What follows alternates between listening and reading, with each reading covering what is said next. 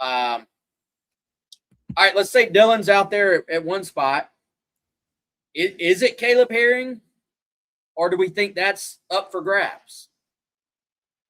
Yeah, we were trying to game this out early this week, Wes, and if Dylan is, held out for a week or what, yeah, everybody has their opinion on when he will actually be back. And nobody actually knows right now. Then who are you're talking about two starters? Yeah, and so let's say and I'd say this mainly to make it easier on us.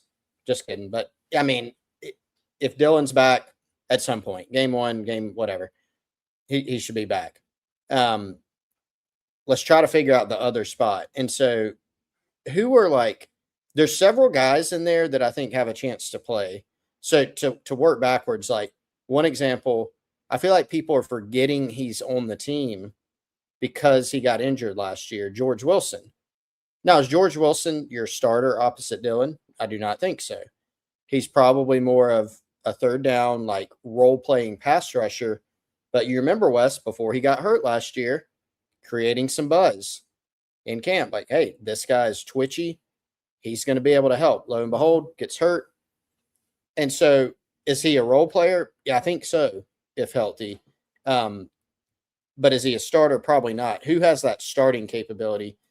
I mean, I would go Caleb Herring. He's a guy that has a lot of talent, former number one prospect in the state of Tennessee when he came out of high school. 2 sacks each against Georgia and Mississippi State last year. Looks good physically. Just hasn't put it together fully yet. And I think the mindset's been there. We've also heard more than one anecdote about how solid he's been stopping the run. So now when you think about, okay, who can play every down potentially? Who can play on early downs?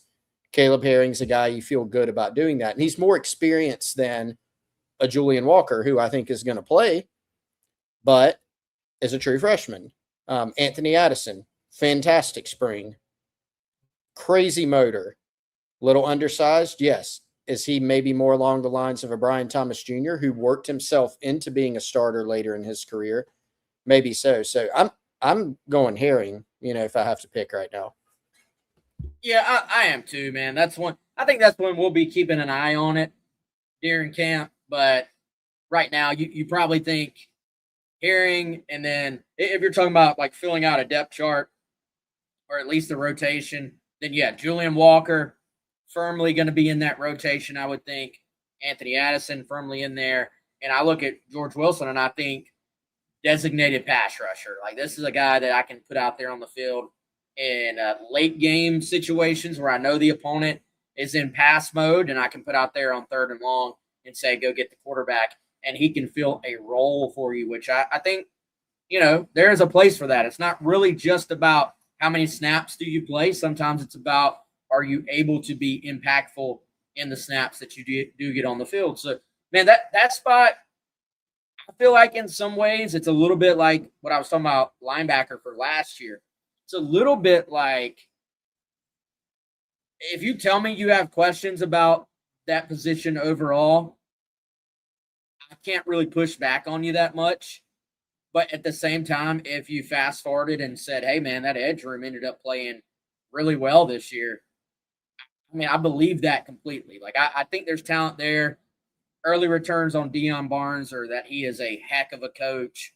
I think he's good for Caleb Herring. Caleb mentioned to me, hey, I didn't do everything I needed to do stepping in the building consistently early in my career at Tennessee, and that was a focus of his, to step in the building every single day. And it sounds cliche, but to get better, to feel like I did what I needed to do today.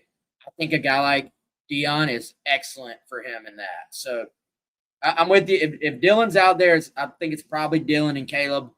If he's not out there game one, it's probably Caleb and then either Julian or Anthony Addison, I would think. So something just to keep an eye on this preseason. I don't know if it's quite as much of a battle maybe as some of those other spots, but that is the beauty of preseason ball. It can change in a hurry. If Julian just keeps pushing, if Anthony Addison keeps pushing, maybe we have a different story as this thing starts to play out.